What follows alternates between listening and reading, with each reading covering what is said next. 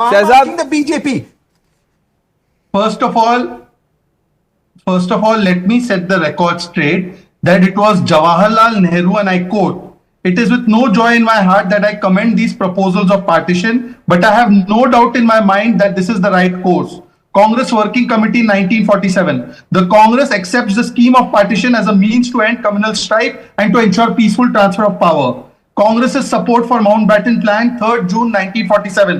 The Congress agrees to the Mountbatten Plan, formalizing the division into India and Pakistan, prioritizing transfer over unity. And then, let me explain what organizer said. Organizer, 1947. We condemn partition and the vivisection of Bharat into two parts.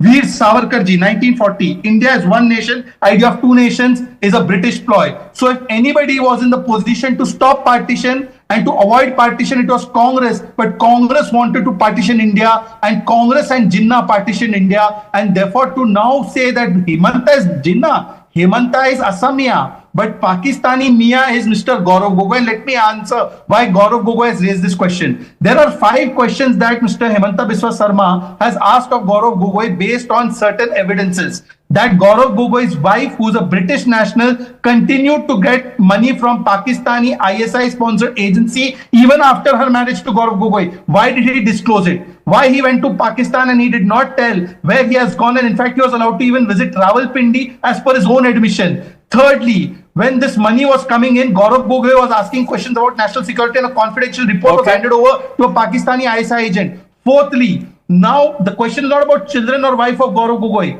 Gaurav Gogoi wants to become Assam CM. He says, I'm protecting Assam culture, but he does not want to have Assam culture in his house. He is in a minority in his house. He does not have 3 people who are from Assam in his house. That's okay. That's his personal life. But on the first 3 questions, one minute. Tehsin, I'll come to you. Let me get in the others. हाजी रंगरेज, आप तो जानते होंगे जिन्ना ने क्या किया, देश को बांट दिया. उस प्रपोजल पे साइन किसने किया था, हिमंता बिस्वा शर्मा ने या जवाहरलाल नेहरू ने? देखिए पन्नेस भाई, जिस तरीके से इस देश को जो आज के मोदी जी हैं वो तो आज पुराने टाइम के हिटलर हैं, और जो हेमंता बिस्वा शर्मा है वो जिन्ना है.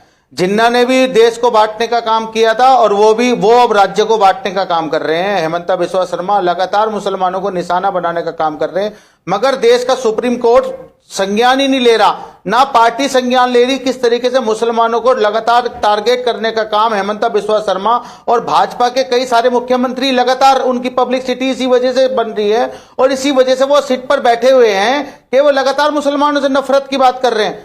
वो जिन्ना जैसी बात नहीं कर रहे तो कौन है भाई? टू नेशन थ्योरी की थ्योरी किसकी थी? सावरकर. जिन्ना, एक मिनट, मैं आपसे अब पूरा तैयारी में आया, बहुत दिन बाद आए. हाजी साहब, एक बात बताइए, आप कह रहे हैं कि हिमंता बिस्वा शर्मा को मुस्लिम से प्रॉब्लम है, जिन्ना कैसे हो गए? वो जिन्ना जी को प्रॉब्लम था, आपके लीडर कहते हैं ओसामा जी, जिन्ना जी, ये जी, कसाब जी, जिन्ना को प्रॉब्लम था?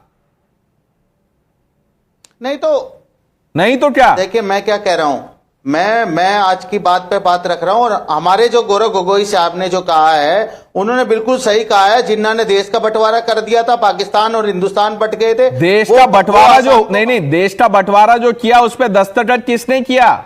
उस प्लान को पास किसने किया?